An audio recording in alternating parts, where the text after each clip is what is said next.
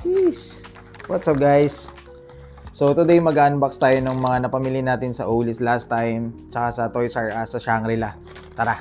So first, ito yung nakuha natin sa Olis. Pero nung time kasi na yun guys, wala masyadong stocks. Kaya isa lang yung nabili natin. So nakakuha tayo doon ng Land Rover na Defender. Ayan siya. Diba? Sobrang classic. Sobrang ganda rin ng casting niya. And then, nung lumipat tayo ng Toys R Us, ang nabili lang natin doon is itong 68 Lotus. So kung maalala nyo guys, kaya natin kinuha to. Kasi unique yung casting nito. Kasi isa lang to sa mga model ni Hot Wheels na merong driver na kasama. Ayan o.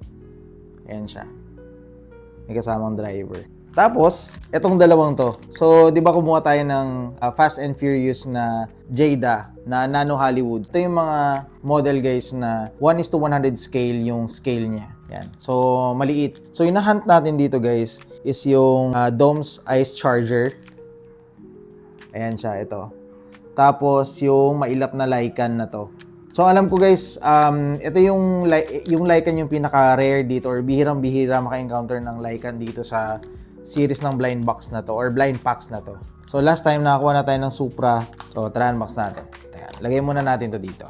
Ayan. So tara unbox na natin tong isa. So sana Lycan guys yung isa. Actually guys, medyo parang makakapa naman siya pero kasi balot to ng manual kaya medyo mahirap siyang kapain pero ipakita ko sa inyo. So, ganyan siya guys. Pag kinuha nyo sa pack, ganyan siya. Balot siya.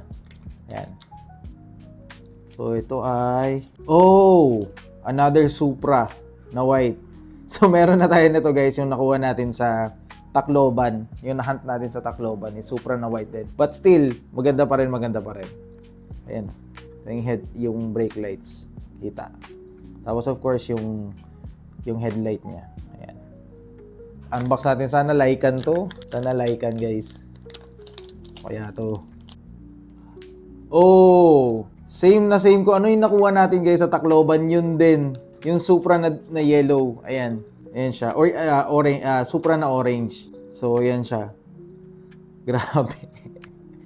Exactly the same guys yung set na nakuha natin from Tacloban. So, ayun. So, di bale, iyahan pa rin natin, at least may babalikan tayo dun sa, actually sa Toys R Us, may babalikan tayo sa Toys R Us na Jada ulit. So, pagbalik natin dun, hopefully, yun na yun. Grabe, dalawang duplicate na. So, dalawang duplicate yung nakuha natin, exactly the same, ano.